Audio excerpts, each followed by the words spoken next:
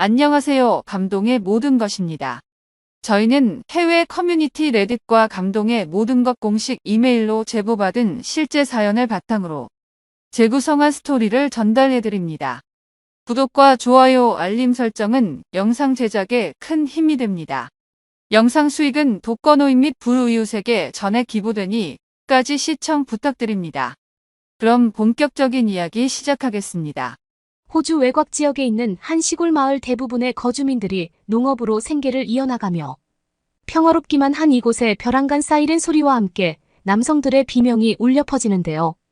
비명의 끝에는 마을의 안전을 책임지는 호주 경찰관들이 길거리에 쓰러지며 엄청난 고통을 호소하고 있습니다. 쓰러진 경찰관들의 주위로는 엄청난 수와 크기의 말벌들이 경찰관들에게 침을 쏘고 있는 것도 모자라 마을 전체가 엄청난 벌떼에 뒤덮여 있습니다. 그런데 바로 그 순간 수백 마리의 벌들을 몸에 붙인 채 아무렇지도 않아 보이는 한 남성이 쓰러진 경찰관들에게 다급히 뛰어오는데요. 과연 이 마을에서는 무슨 일이 있었던 것일까요? 안녕하세요. 저는 지금 광주에서 사는 30대 호주인 맥카트닉이라고 합니다. 광주라는 도시가 다소 익숙하지 않은 외국인 분들도 계시겠지만 저에게 한국이라는 나라와 광주는 저와 가족들을 살려준 나라와 도시이기에 저에게는 꿈만 같은 곳인데요. 특히 호주에서 태어나 사실상 30년이 넘는 인생을 시드니에서만 살아온 저에게 한국으로의 이민을 선택할 정도였던 하나의 사건은 아직도 잊혀지지가 않습니다. 물론 한국으로 대가족의 이민을 선택하는 것만이 쉽지는 않았습니다. 저에게는 2명의 딸과 아내가 있는 한 가족의 가장 역할을 해야만 했기에 계속해서 살아오던 시드니를 떠나 한국으로 이민을 오는 것은 저뿐만 아니라 모든 가족도 저희 의견에 동의하고 긍정적인 반응을 보여야만 했기에 저는 고민이 많았죠. 어렸을 때부터 경찰이었던 아버지의 영향을 받아 자연스럽게 경찰의 꿈을 가지게 된 저는 다른 친구들은 밖에서 놀거나 여유를 즐길 때 오직 경찰관이 되고 싶다는 생각 하나로 제가 살고 있던 시드니의 경찰 채용 지원 조건들을 충족시키기 위해 저의 청춘을 투자하고 있었죠. 매일 밤 경찰관 제복을 입고 길거리를 돌아다니시며 순찰을 하거나 가끔은 범인들도 검거하시는 아버지의 모습은 어렸을 때 보았던 그 어떤 영화들보다 저를 설레게 만들었습니다. 하지만 저희 아버지께서는 경찰이 되고 싶다는 저희 의견에 절대 안 된다고 반대하시면서 만약 제가 경찰관에 지원한다면 자신의 모든 시드니 경찰 인맥을 동원해 저를 탈락시킬 것이라며 제가 경찰이 되는 것을 극구 반대하셨죠. 물론 어느 정도 이해가 되기도 했습니다. 제가 지원하려는 분야는 단순한 일반 경찰직이 아닌 직접 범인을 검거하고 시민 안전의 일선에 있는 역할을 고집했기 때문에 그러한 이유로 매일매일 아들이 위험할 수 있다는 사실은 아버지로서도 당연히 반대하는 것이 맞으니까요. 하지만 저는 경찰의 꿈을 포기할 수가 없었습니다. 특히 저에게는 그때 당시 한국에서 경찰관을 하고 있던 한국인 친구가 많은 도움을 주기도 했습니다. 매일매일 지치는 경찰 시험 공부를 하던 중 잠시 머리를 식히고 싶었던 저는 체력도 기르고 몸의 신체 균형도 기를 겸 시드니의 한 서핑 학교를 등록하게 되었는데 바로 그곳에서 지금의 한국 경찰관 친구 광진이를 처음 만나게 되었죠. 처음에는 그저 각자가 서핑을 배우기 위해 학원을 등록한 것이기에 조용히 서핑 수업만 받고 있던 저는 매일 저와 똑같은 시간에 수업을 듣는 그 한국인 친구와 친해지고 싶다는 단순한 생각이 들었고 그렇게 저와 한국인 친구 광진이는 조금씩 서로의 언어를 교환하며 친해질 수 있었습니다. 제가 정말 놀랐던 것은 정말 운명의 장난인지 그가 이미 한국에서 경찰관으로서의 직업을 가지고 있던 한국 경찰이었기 때문이죠. 그는 그때 당시 제가 처음 들어본 한국의 광주라는 도시에서 경찰관으로 근무하고 있다는 간단한 자기소개를 이어나갔고 저는 그 말을 듣자마자 나 또한 호주에서 경찰관으로 사는 삶을 살아가는 것이 최종 꿈이라는 공통점을 찾아나가며 광진이와 저는 급속도로 친해질 수 있었습니다.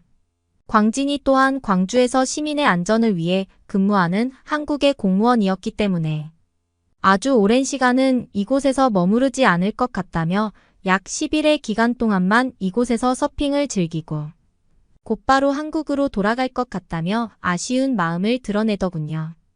하지만 저는 살아가는 국가는 다르지만 제가 존경하는 경찰관이라는 직업을 가진 광진이에게 묻고 싶은 것이 너무나 많았고 그렇게 저와 광진이는 남은 7일의 기간 동안 서핑을 즐기기보다는 카페에서 대화만 하는 웃긴 상황이 펼쳐지기도 했습니다. 저의 미칠 듯한 질문 공세에 광진이는 혀를 내두르며 그렇게나 경찰이 하고 싶은 것이냐고 물어보았고 저는 당연히 그렇다는 말과 함께 광진이가 한국에서 입던 경찰관 옷과 근무 환경에 따른 다양한 사진들을 보면서 저도 하루빨리 경찰이 되고 싶다는 동기부여를 받게 되었죠.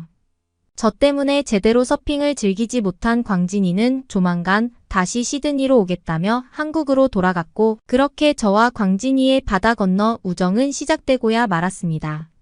하지만 시드니의 경찰 채용 시험은 무려 1년여에 걸친 20개의 체력 테스트와 각종 내부 시험으로 차례대로 진행되기 때문에 저에게는 너무나 많은 시간이 남게 되었고 저는 그 사이사이의 시간에 광진이를 만나러 직접 한국으로 가는 인생 최초의 해외여행까지 시도하게 되었죠.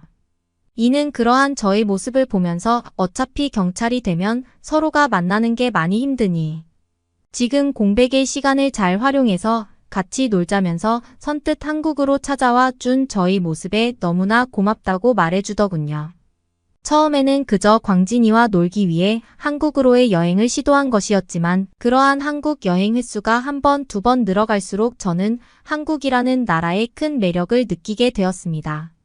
제가 살고 있던 시드니의 마을은 외곽 지역에 있는 탓인지 중심 번화가가 아니라면 사람을 만나는 것이 힘들었지만 이곳 한국에서는 외로울 틈도 없이 항상 사람들을 만날 수 있었고 또 밤에도 안전하게 시간을 활용해서 밖을 돌아다닐 수 있다는 점이 저에게는 너무나 매력적으로 느껴졌죠. 그렇게 광진이와 어느 정도 친한 사이가 되었을 때 어느 날 광진이는 혹시 자신의 부모님 집에 함께 가보지 않겠냐면서 뜻밖의 제안을 해주더군요. 그때 이미 저는 경찰 시험의 마지막 채용 단계를 준비하고 있었기 때문에 마지막 시험만을 치른 뒤 곧바로 한국으로 가겠다고 했고 광진이 부모님에게 드릴 소박한 선물을 준비해 약 2개월 뒤 광주에 도착하게 되었습니다. 지금까지 수많은 얘기를 하며 친구 사이로 지내왔지만 부모님의 얘기는 단 한 번도 한 적이 없었던 광진이었기에 저는 선뜻 부모님을 소개해주겠다는 친구의 모습에 따뜻한 진심을 느낄 수 있었죠. 그리고 광진이의 자동차를 타고 부모님 집에 도착했을 때 저는 큰 충격을 받고 말았습니다. 지금까지 한 번도 부모님에 대한 얘기를 하지 않았던 광진이의 부모님께서는 두 분 모두 한국에서 벌을 이용한 양봉업자로서의 큰 사업을 하고 계셨기 때문이죠. 그곳은 제가 살고 있던 마을과 흡사한 자연 환경을 가지고 있었기에 저는 어딘가 친숙하고 고향에 온 것 같은 느낌을 받으면서 광진이의 부모님과도 많은 얘기를 나눌 수 있었습니다. 저를 처음 본 광진이의 부모님께서는 별다른 말할 것도 없이 여기서 만들어내는 꿀을 한번 먹어보라는 제안을 해주셨는데 그때 먹었던 꿀은 제가 살면서 먹었던 꿀 중 가장 맛있더군요. 하지만 제가 매우 놀랐던 것은 항상 벌과 밀접한 생활을 하시는 광진이의 부모님께서 단 하나의 보호 장비도 착용하지 않은 채 벌들이 돌아다니는 한가운데에서 일을 하고 계시는 모습이었습니다. 호주에서는 생소하기도 하고 전혀 볼 수 없었던 눈앞에 펼쳐진 양봉업자의 삶에 저는 광진이의 부모님이 존경스러울 정도였죠.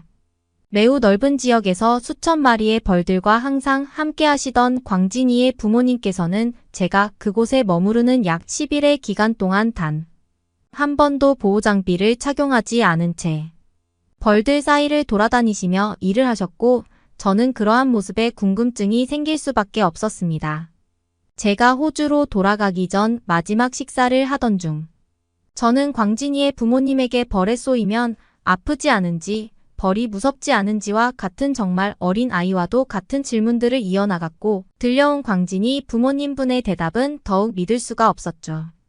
광진이의 아버님께서는 이제 양봉업자로 사는 삶을 30년 이상 살아오게 되었다면서 이 정도 시간이 지나면 벌침에 쏘여도 아프기는커녕 아무런 감각이 느껴지지 않는다는 무덤덤한 대답을 하시고는 이제 벌이 친구이자 밥벌이 수단이나 다름없지라며. 그래도 저에게는 항상 눈앞에 벌이 보이면 도망부터 치라는 대답을 해주시더군요. 잠깐 그 집에서 머무를 때만 해도 벌이 너무나 무서웠던 저는 광진이의 부모님을 이해할 수 없었고 어떻게 벌침이 아프지 않은 것인지에 대한 생각을 가진 채 광진이와 헤어지고 다시 호주로 돌아오게 되었습니다. 다행스럽게도 제가 한국에 있던 사이 저는 최종 경찰 시험에 합격하게 되었고 경찰을 반대하시던 저희 부모님은 물론 이 소식을 듣게 된 광진이까지 저를 축하해주면서 이제 우리는 경찰 친구라며 웃긴 농담을 주고받기도 했죠. 그런데 그렇게 평범한 경찰 생활을 이어나가던 어느 날 저의 인생을 바꾼 사고가 발생하고 말았죠.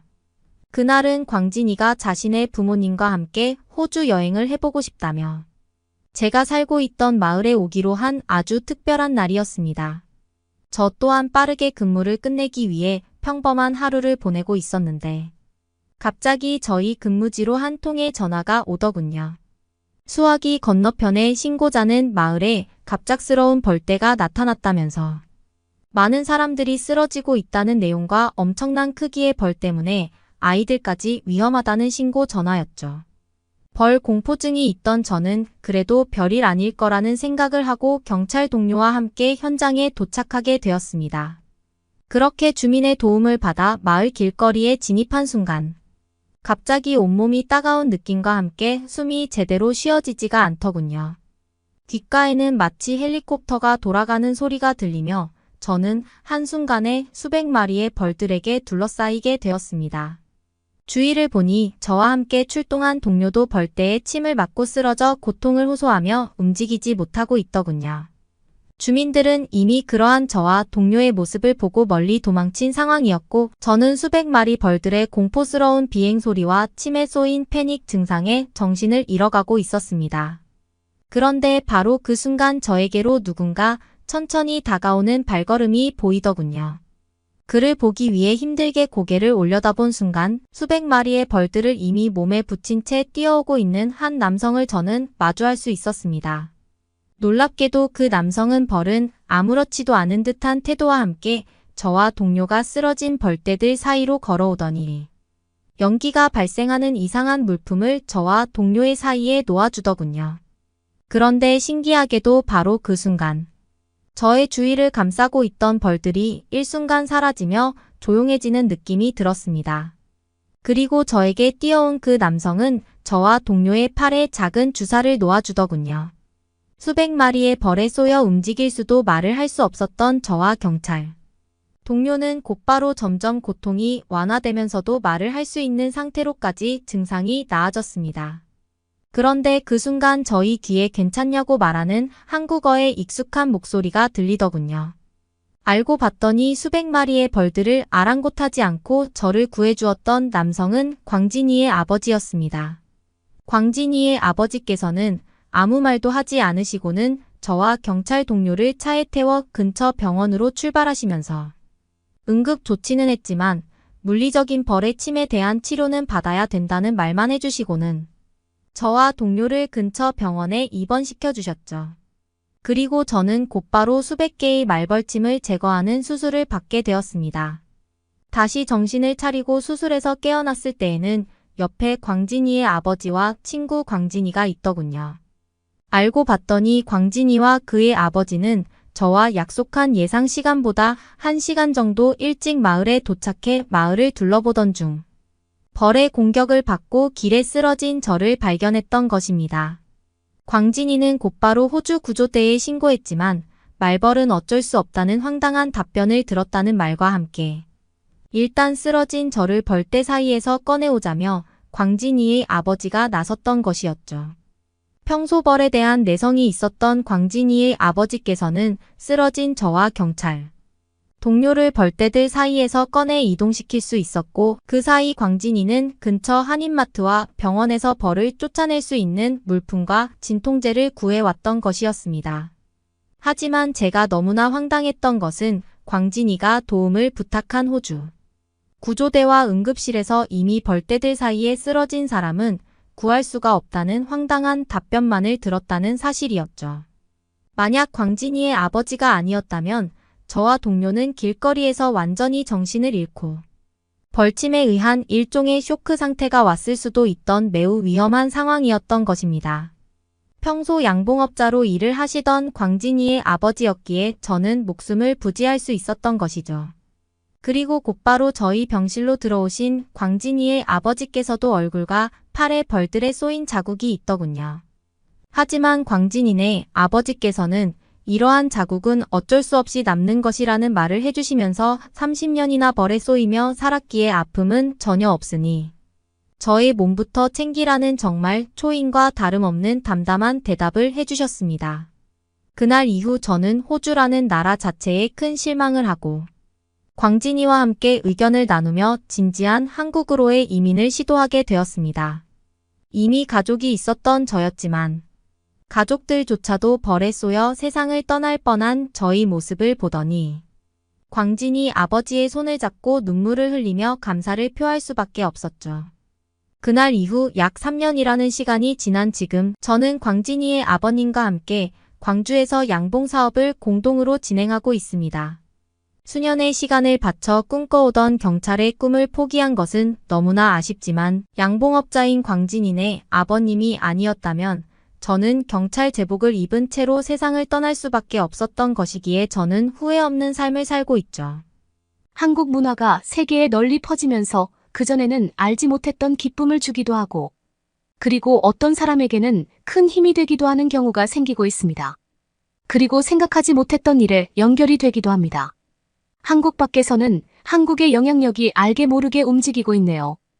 평범한 한국 식당에서 한 노인은 즐겁게 식사를 하고 있고 그들의 자녀들은 아무런 표정 없이 음식을 먹고 있습니다.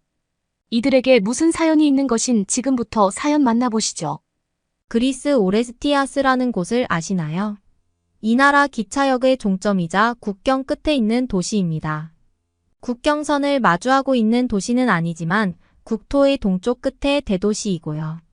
동시에 대형 기차 차고지가 위치한 곳이라서 철도업 종사자들이 하루에도 여러 번 다녀가는 유동인구가 많은 도시입니다. 그리고 저는 이곳에 살고 있는 마가렛이라고 합니다. 이제 생긴 지 1년밖에 안 된 한 식당의 종업원으로 근무하고 있습니다. 이 식당이 처음 생겼을 때 그리고 지금까지 성장해 오기까지 한 식당은 많은 사람들에게 감동을 주었고 생각의 전환을 만들어냈습니다. 그리고 제가 이곳에서 일하고 있다는 것 자체가 매우 자랑스럽습니다.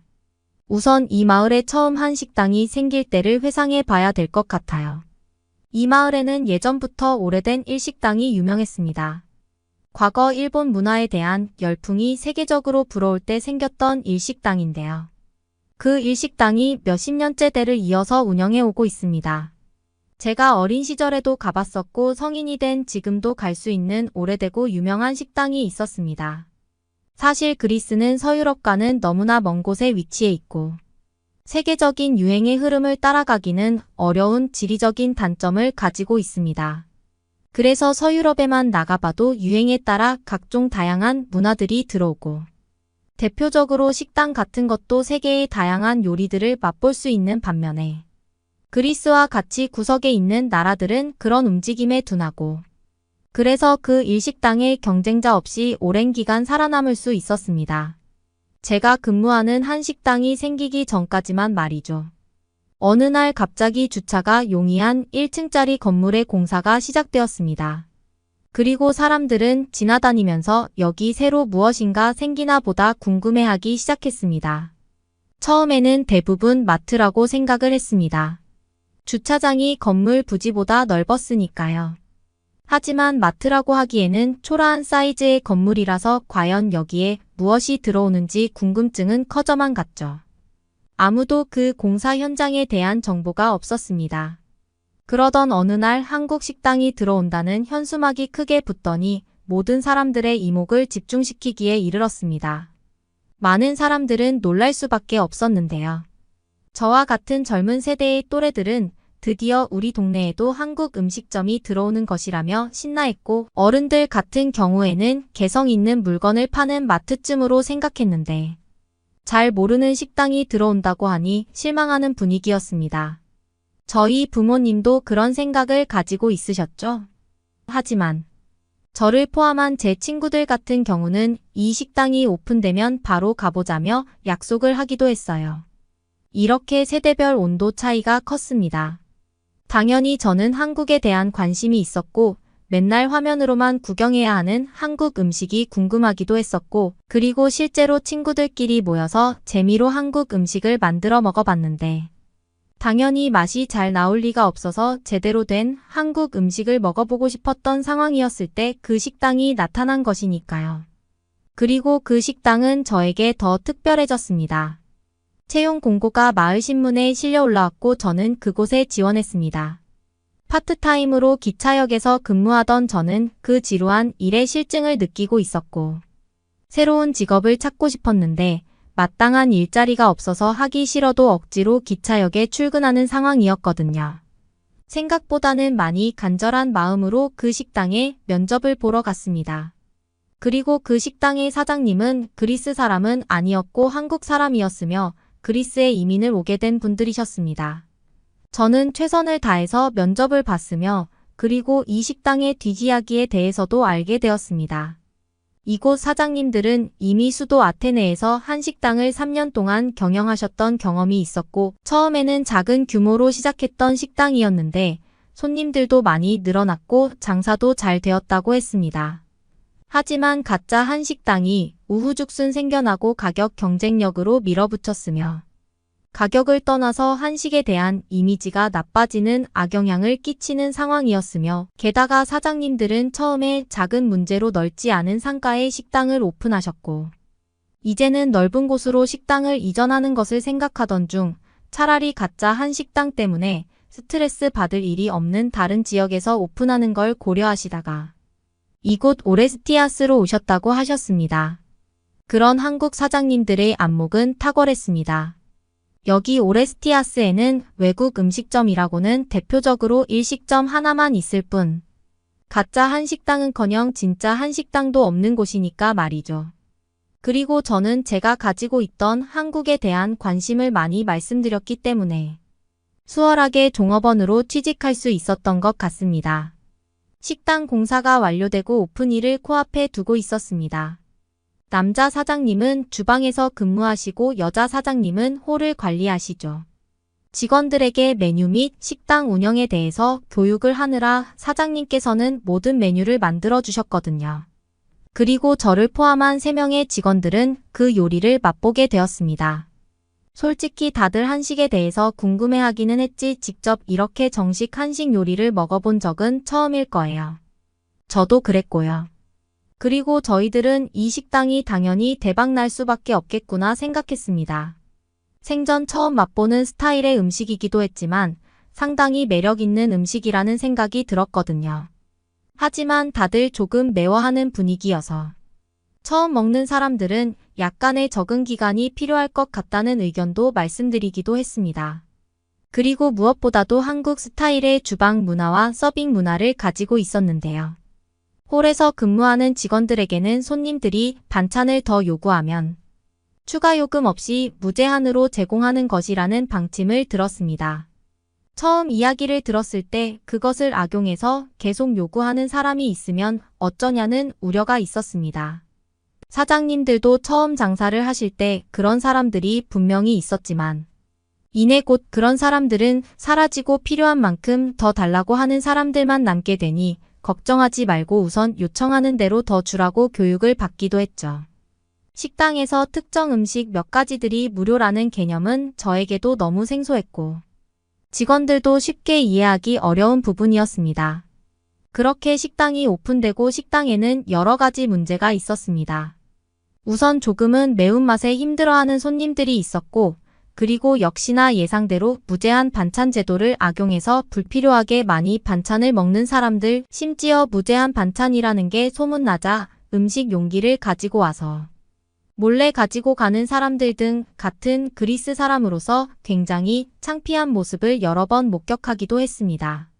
그런 일을 겪을 때마다 사장님 내외분께서는 익숙한 일이듯 그리고 다 경험해본 일이고 예측한 일이라는 듯 평온한 모습이셨죠.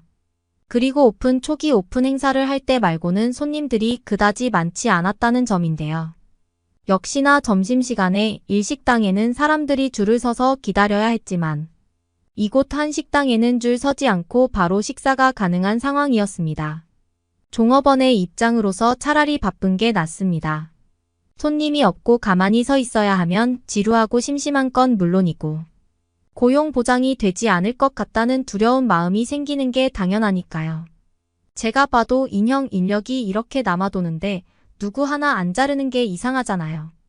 게다가 저와 같이 채용된 3명의 직원들 모두가 각자 생계를 책임져야 하는 상황에 놓인 사람들입니다. 여기서 해고되면 정말 힘든 상황을 만나게 될 것이 분명하기 때문에 다들 하루하루 불안했던 것 같습니다.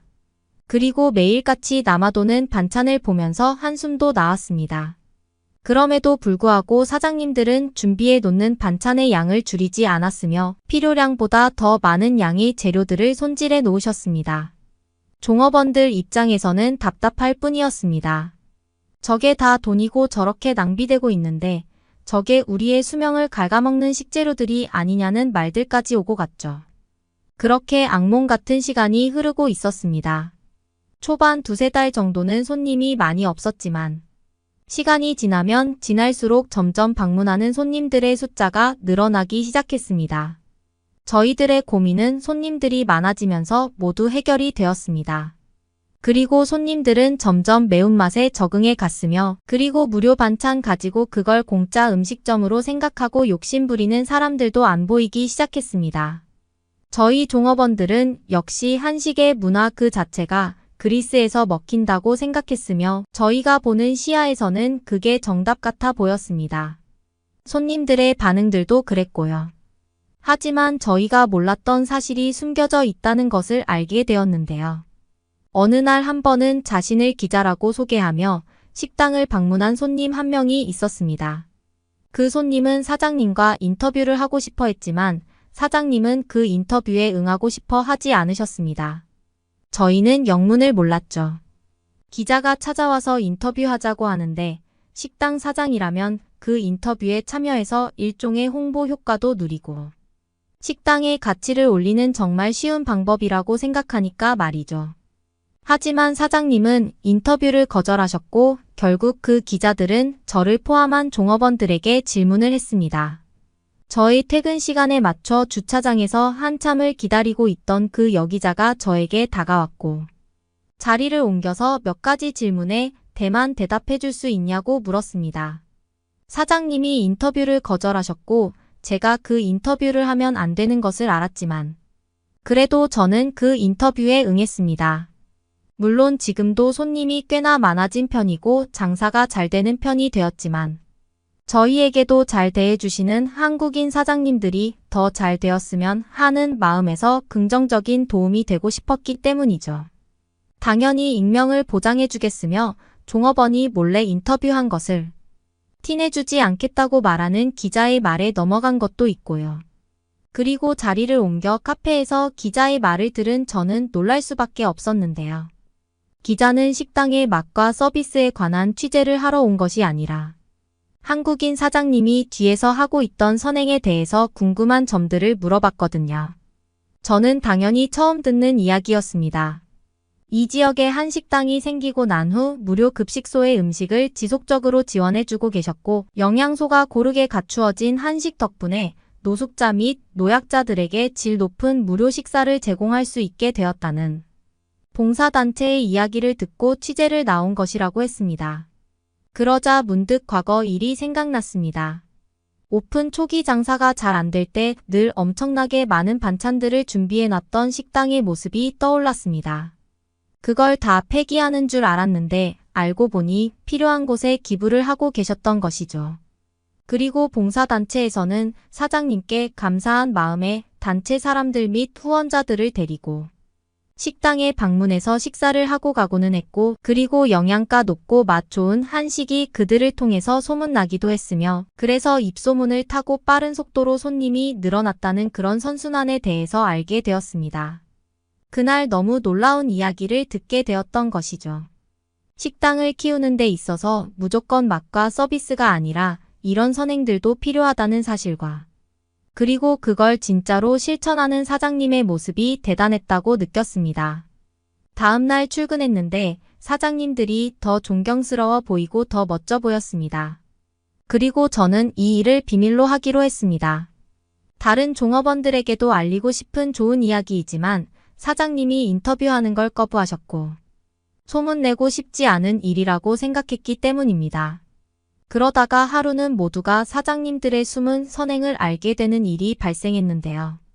점심시간이 다 끝나고 한가한 오후 시간 한 노인분과 그 노인을 모시고 오는 중년의 부부 세상이 식당으로 들어왔습니다.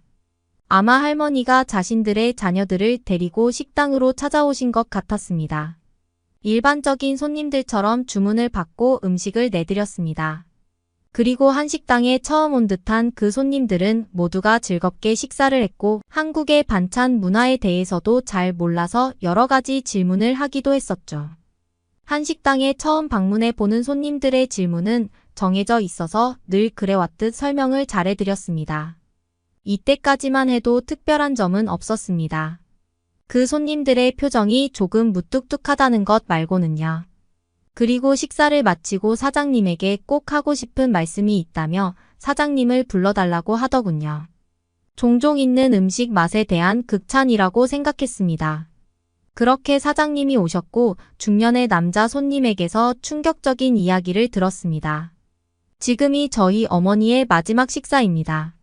사실 저희 어머니는 노안으로 몸이 매우 안 좋으시고 입맛도 없으셔서 목숨 연명을 위해 조금씩 음식을 섭취하고 계셨습니다. 하지만 이 식당에서 기부해 주시는 무료 음식을 맛보시고 평생 못 먹어본 맛이라며 본인 입맛에 맞으셔서 다시 식사의 즐거움을 찾으셨죠. 그리고 지금 꽤나 기운을 차리셔서 이곳 식당에도 방문하실 정도로 건강을 찾으셨습니다. 하지만 이미 결정하신 안락사에 대해서 뜻을 바꾸시지는 않네요. 그래도 어머니에게 웃음을 찾아주신 이 식당에게 감사드립니다. 할머니께서도 당신 덕분에 그래도 죽기 전 먹는 즐거움을 다시 느끼게 해줘서 고맙다는 짧은 말을 남기시고 식당 밖을 나가셨습니다. 식당 분위기는 너무 조용했습니다. 뭐라고 할 말이 없는 상황이었죠. 말없이 그분들이 식사하신 테이블을 정리했고, 저희 식당이 누군가에게 살아생전 마지막 기쁨을 주는 식당이라는 생각에 다시 한번 자부심이 들기도 했지만 또 한편으로는 알 수 없는 무거운 마음이 남았습니다. 분명히 사장님에게 좋은 말씀을 남겨주고 가셨고 할머니도 웃으면서 식당을 나가셨습니다. 그래도 알 수 없는 무언가는 침묵을 유지하게 했고 사장님은 잠시 생각에 잠기시더니 오늘은 이만 접고 저녁 장사는 누군가의 추모를 위해 오늘 하루만 쉰다고 공지를 내걸으라고 지시하시더군요. 그냥 평범하게 식당을 운영하고 있었는데 누군가의 마지막 만찬을 대접해 드릴 줄은 몰랐다며 감사한 일이고 기쁜 일이지만 그래도 그 할머니가 돌아가시는 길인데 우리는 신나게 웃으며 장사할 수는 없을 것 같다는 말씀을 하시며 말이죠. 그리고 며칠 뒤 이 이야기가 기사에 났습니다.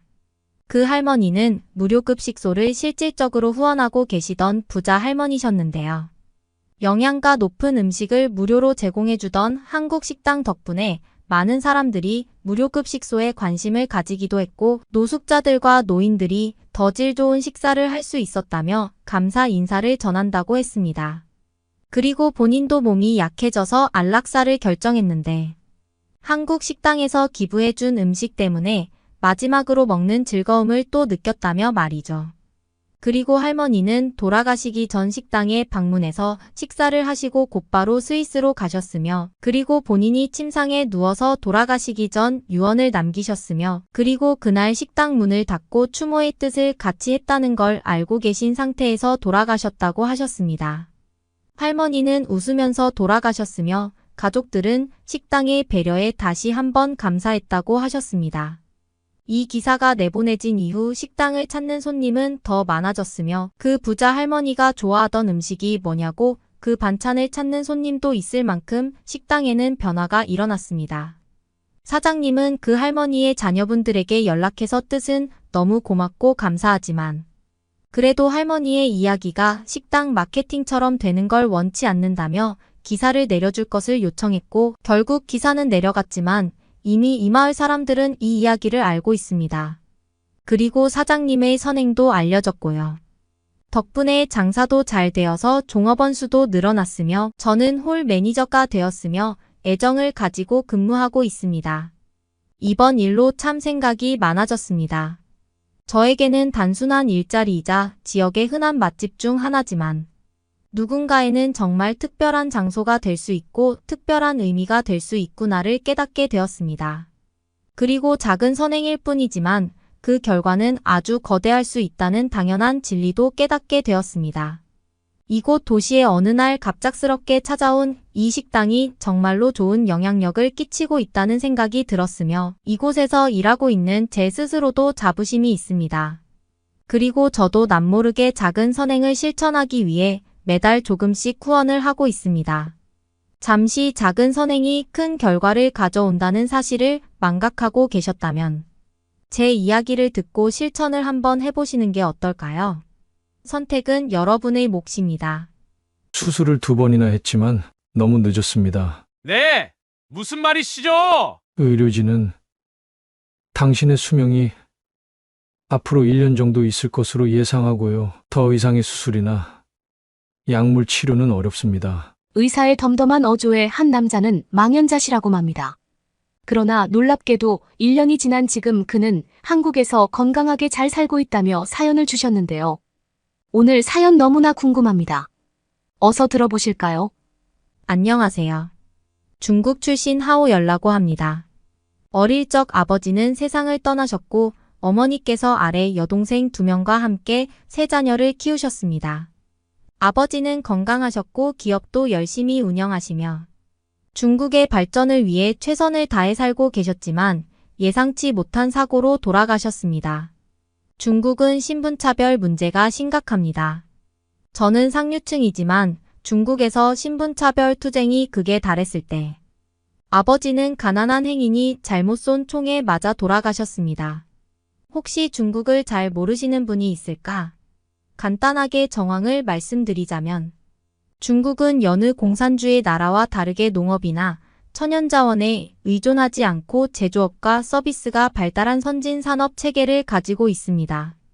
아버지는 제조업에 종사하시고 금융 상품을 잘 이용해서 회사의 규모를 점점 키우고 계셨었죠.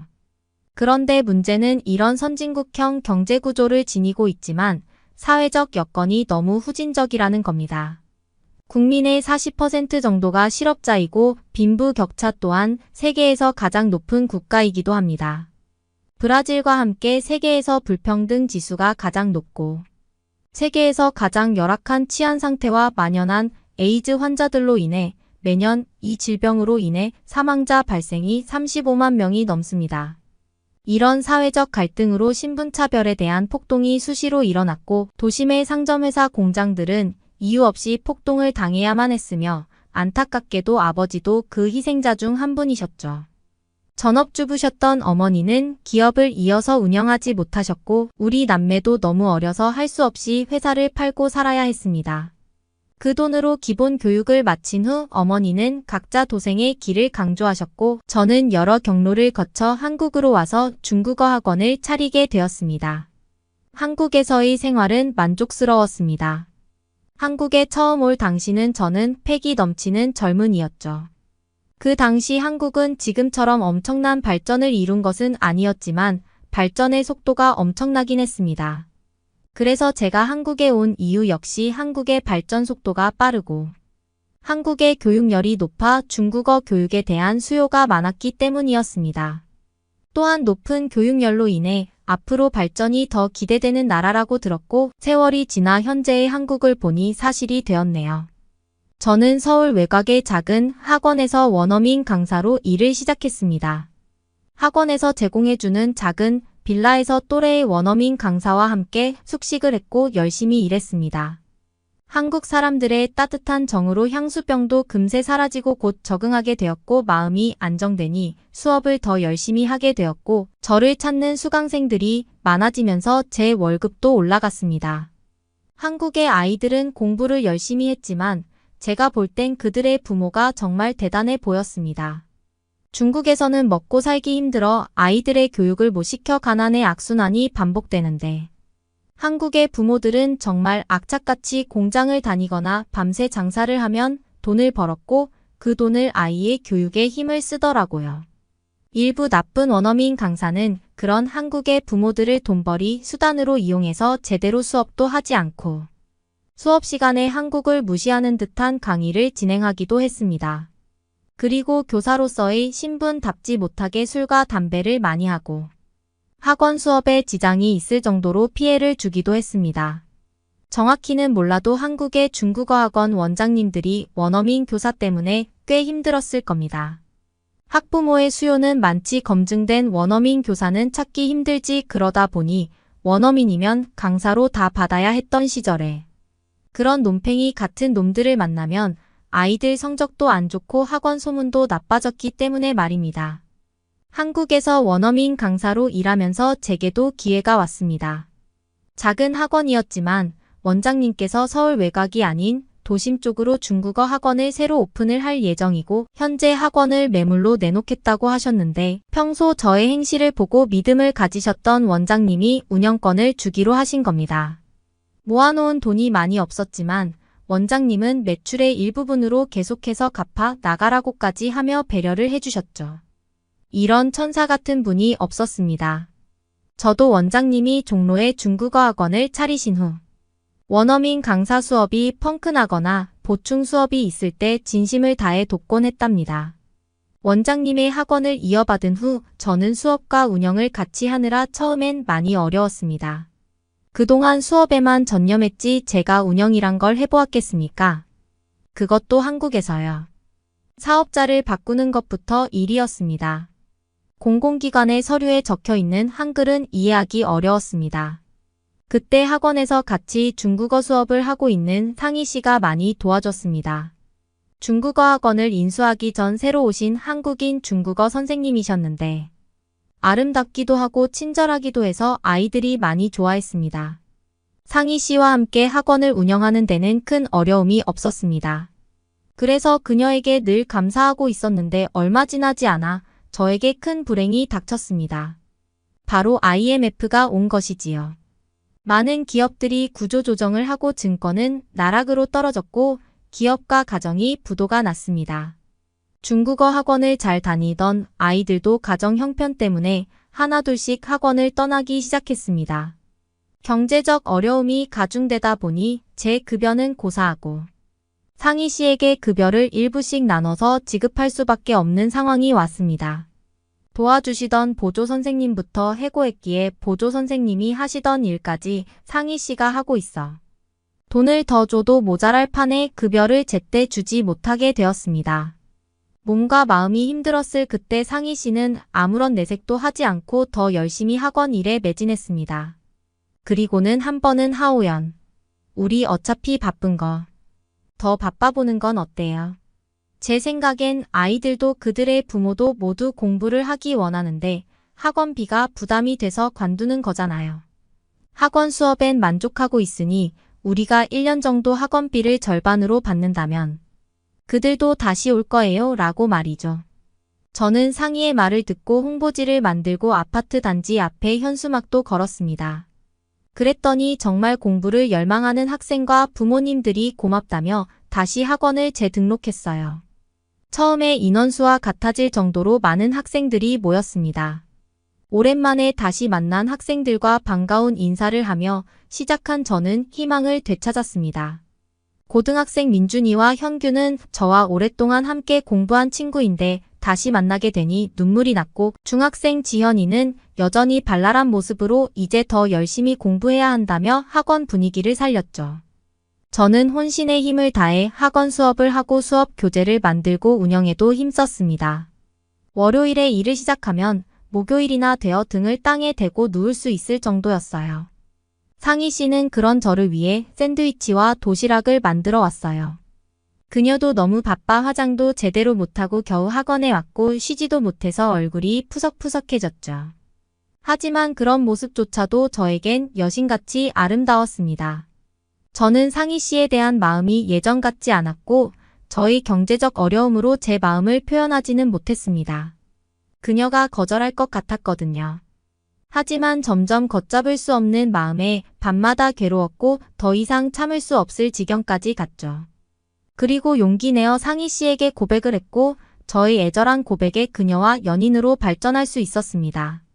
그녀는 제 일상의 홍삼 엑기스이자 종합 영양제이자 햇살이자 전부였습니다. 저는 상희 씨에게 최선을 다했고 지난한 IMF가 끝날 즈음 경제적으로 다시 일어설 수 있자 그녀에게 청혼을 했고 사랑스러운 그녀는 제 사랑을 받아주었습니다. 하지만 그런 행복도 몇 년을 가지 못했습니다. 분명 IMF를 겪어서 단단해졌을 텐데도 제 깜냥은 부족했었나 봅니다. 경제가 조금 돌기 시작하자 중국어 학원들은 우후죽순 생겨났고 대형 중국어 학원들이 유행하면서 작은 중국어 학원들의 수요를 다 뺏어갔습니다. 저희 제자들은 이미 다 졸업반이라 다음 세대들이 학원을 와야 하는데 대형 학원이 운영하는 셔틀버스를 타고 가더라고요. 거기다 물가 상승과 인건비 증가로 임대료는 거칠게 올라갔고 학원이 잘 되면서 추가로 고용했던 선생님들은 복리후생비를 요구하면서 제 어깨에 무거운 짐이 쌓여갔습니다. 요즘 극심한 스트레스로 가슴과 등 부위에서 참을 수 없는 통증을 느끼기 시작했습니다. 학원생이 줄어든 것은 분명 다른 이유 때문인데 저도 모르게 상희 씨에게 짜증을 내는 날이 많았습니다. 그런 상희 씨는 저의 예민함을 묵묵히 받아주었고 주어진 상황에서 최선을 다하고 있었죠. 수업이 끝나고 집에 갈 때 상희 씨는 예전 저에게 샌드위치를 갖다 줄 때처럼 따뜻한 눈빛으로 저를 바라보며 오늘도 잘 버텼어요. 내일은 더 좋을 거예요. 만에 하나 그렇지 않더라고 하우연. 옆엔 내가 있을 거니까 힘을 내봐요. 그리고 가슴 통증은 걱정이 너무 많이 돼요. 병원 가봐요. 우리 하고 다독여줬죠. 그러나 그런 그녀의 말에도 불구하고 저의 불안함은 너무 커져서 점점 그녀에게 함부로 했고 그녀의 친절이 마치 그녀를 무시해도 되는 것처럼 편하게 생각을 해버렸습니다. 그날도 원생이 2명이나 재등록하지 않아 드디어 손익분기점을 못 넘게 되면서 저는 절망에 빠졌습니다. 그 감정은 다음 수업에도 남아있어 수업에 집중하지 못했고 아이들은 감정이 오르락 내리락하는 원어민 선생님을 보며 붕 뜬 느낌이었을 겁니다. 마지막 수업을 끝낸 후 한숨을 쉬며 나오는 저에게 상희 씨가 불렀습니다. 하우연, 지금의 상황을 너무 나쁘게 보지 말아요. 학원생이 줄어들면 제가 이곳을 돌볼 테니. 능력이 좋은 하우연 씨는 대형 학원의 원어민 강사로 가도 돈을 잘 벌 수 있잖아요. 그리고 하우연, 진짜 같이 병원을 좀 가봐요. 통증이 매일 심해지잖아요 라고 말했습니다. 하지만 저는 이미 괴물이 되어 뭐라고 상희 씨가 원장 자리를 차지한다고 뭘 안다고 그런 속편한 소리를 하고 있지. 망한 학원의 원장을 누가 강사로 써준대 하며 폭탄을 터뜨리고 말았죠. 지금 생각해도 제가 왜 그런 말을 쏟아냈는지 모르겠습니다. 그것도 한 번이 아니고 아주 밥 먹듯 말입니다. 현실에서 쌓인 스트레스가 몸서리치게 와서 화를 주체하지 못했습니다. 일은 더 나빠졌고 상희 씨의 얼굴에도 더 이상 생기가 보이지 않았습니다. 그러던 어느 날 그녀가 조심스레 저에게 말을 걸었어요. 하우연, 얘기 좀 해요. 저는 직감했습니다.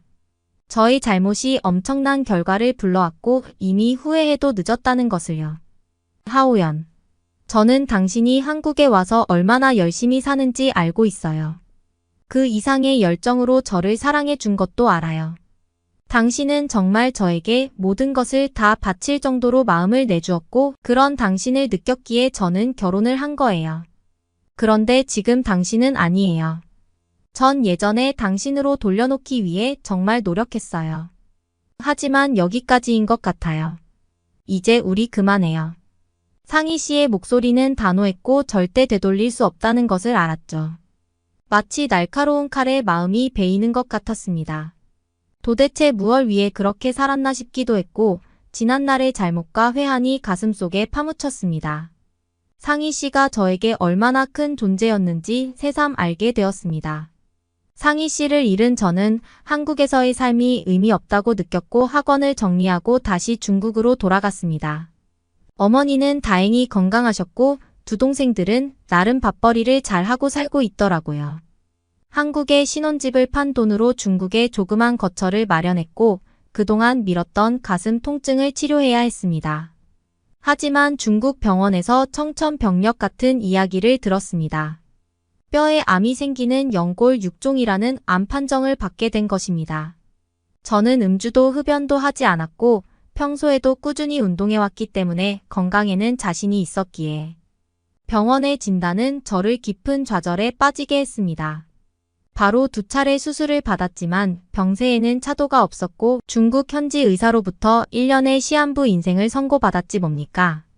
스트레스 때문에 아팠다고 생각했기 때문에 시한부 선고를 받는 기분은 너무 절망스러웠습니다. 수술을 했지만 무의미했다고 하니 더욱 괴롭더라고요. 남은 날이 얼마 남지 않았다는 얘기를 듣고 마지막 순간을 어떻게 살고 싶은지 곰곰이 생각해 보았습니다. 떠오르는 사람은 단 한 명 상희 씨였습니다. 저는 주저없이 한국행을 택했습니다. 어머니와 여동생은 다른 병원에서 더 검사를 받아보자고 하셨지만 저는 삶을 마무리하는 것이 낫다는 생각을 했죠. 제 몸은 제가 아닐까요? 한국에 13년 가까이 있으면서 상희 씨뿐만 아니라 원장님, 학생들, 학부모님들의 정이 떠올랐습니다. 그 따뜻한 곳을 다시 가고 싶었죠. 한국에 도착한 저는 처나 상희 씨에게 먼저 연락하지 못했습니다. 대신 상희 씨와 데이트하고 다니던 곳을 다시 되짚어가며 여행을 했습니다. 그리고 문을 닫은 저희 학원을 찾아갔는데 입시 미술학원이 들어와 있더라고요. 씁쓸한 마음으로 그곳에 서성이고 있다가 우연히 제자 지현이와 그녀의 어머니를 만나게 되었습니다. 커피점에 커피를 사고 나오는 모녀는 저희 모습을 보고 한눈에 알아봤고 지현이는 반가운 마음에 한 걸음에 달려왔습니다. 지현이 어머니 역시 저와 자주 상담했던 분이라 그분의 인품과 언행을 잘 알고 있었고 여전히 저를 높이 칭찬해 주셨습니다. 제 덕분에 지현이의 외고 입시를 잘 치르고 지금도 중국어를 전공하고 있다면서요.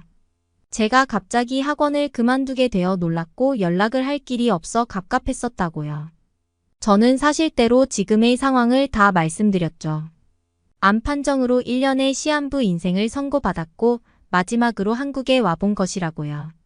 제 사연을 들은 소연의 어머니는 친정 오빠가 서울의 큰 대학병원의 교수로 있다면서 저희 병세를 알렸고 예정이 없이 저는 검사를 받을 수 있게 되었습니다. 그리고 검사 후 한국의 의료진은 저에게 수술을 권했습니다. 갑자기 살 수 있다는 희망이 생기니 포기하고 싶지 않았습니다. 아마도 한국에 와서 그랬나 봅니다. 저는 중국에 있는 어머니와 여동생에게 이곳에서의 수술 소식을 전했습니다. 그리고 용기 내어 상희 씨에게 전화를 걸었습니다. 상희 씨, 나 한국에 왔어. 잠시 볼 수 있을까? 왜 왔어요? 저는 당신을 별로 만나고 싶지 않아요. 일 잘 마무리하고 조심히 돌아가세요. 상희 씨, 나 시한부 인생 선고받고 한국으로 왔어. 우연하게도 지현이 어머니를 만났고 한국에서는 수술이 가능하다는 얘기를 들었어. 상희 씨를 보면 나 수술할 자신이 있을 것 같거든. 처음 상희 씨에게 고백한 날처럼 저는 애절하게 호소했습니다. 그녀의 목소리는 떨렸고 너무 놀란 듯이 보였습니다. 다시 만난 그녀는 여전히 아름다웠습니다.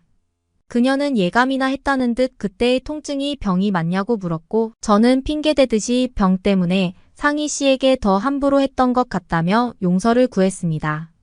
그녀와 저는 한참을 말없이 앉아 있었어요. 그러고는 수술 날짜부터 자꾸 알려달라고 하더라고요. 눈물이 났습니다. 그녀는 여전히 저희 천사였습니다. 수술실에 들어가기 전 상희 씨가 따뜻하게 잡아준 손을 잊을 수 없습니다. 제 수술은 너무 큰 것이어서 간담도체외과, 흉부외과, 성형외과 의료진이 참여했고 12시간에 걸친 대수술을 진행했습니다. 장시간에 걸친 수술은 아주 성공적으로 끝났습니다. 중환자실 면회 시간마다 상희 씨는 저를 확인하러 와주었고 상희 씨를 본 저는 회복이 좋아 일반 병실로 빨리 옮겨질 수 있었습니다. 일반 병실에 있는 동안 그녀는 저를 극진히 간호해 주었습니다. 수액과 병원 밥으로 보내다가 의사의 허락을 받고 처음으로 병원 1층 카페에서 파는 사과 당근 주스를 먹은 날 새 삶을 산 기분이었습니다. 그리고 머지않아 퇴원 준비를 하게 되었죠. 당분간 2주마다 혈액 검사를 받아야 했기에 저는 상희 씨의 집에서 같이 지낼 수 있었습니다. 상희 씨는 저의 회복을 위해 헌신을 다해줬고 혹시 완치되지 않더라도 실망하지 말라며 따뜻한 말을 전해주었죠. 상희 씨 예전에 내 잘못된 행동을 용서해줘. 그리고 너무 고마워 돕기 쉽지 않았을 텐데. 상희 씨는 한결같이 나에겐 천사 같아. 당신이 용서해준다면 내 남은 일생을 당신과 함께 살고 싶어. 하오연. 그건 고민할 시간이 필요해요. 그때의 상처를 전 지울 수 없어요. 회복이 되면 중국으로 가서 어머니와 시간을 보내세요. 상희 씨는 얼음같이 차가운 천사였습니다. 저는 회복을 마치고 다시 중국으로 왔습니다. 수술 후 좋아진 저희 모습을 보고 어머니는 한국의 의료가 대단하다고 감사하다고 하셨습니다. 상희 씨에 대한 그리움과 약해진 건강으로 무료한 나날들을 보내고 있는데 기적같이 상희 씨에게 연락이 왔습니다. 그녀는 다시 한국으로 올 수 있겠냐고 물었습니다. 저는 세상이 떠나갈 듯 소리쳤고 눈물이 났습니다. 어머니는 저희 한국행을 찬성해 주셨고 이런 고마운 사람이 어디 있냐며 하늘에 감사하다 하셨죠. 그렇게 상희 씨와 재결합하여 한국에서 행복하게 잘 살아가고 있습니다. 건강을 위해 운동도 꾸준히 하고 상희 씨가 챙겨주는 좋은 음식을 먹고 주기적으로 검사받았더니 다행히 재발은 하지 않고 어느덧 10년이 훌쩍 넘는 시간이 흘렀네요. 그리고 스스로 한국 아이들을 위해 더욱 좋은 선생님이 되고 싶어 중국어 강사로 학원을 다니기 시작했고 지금은 다시 제법 큰 학원을 잘 운영하고 있습니다. 저희 생명을 지켜준 저희 사랑하는 아내에게 평생을 보답하며 살아갈 것이고 한국의 뛰어난 최고의 의학기술에 무한한 감사의 인사를 드립니다. 새롭게 주어진 삶 행복하게 앞으로도 잘 살겠습니다. 오늘의 사연은 여기까지입니다. 응원이나 남기고 싶은 말이 있으시면 댓글로 남겨주세요. 사연자분께 전달해 드리겠습니다.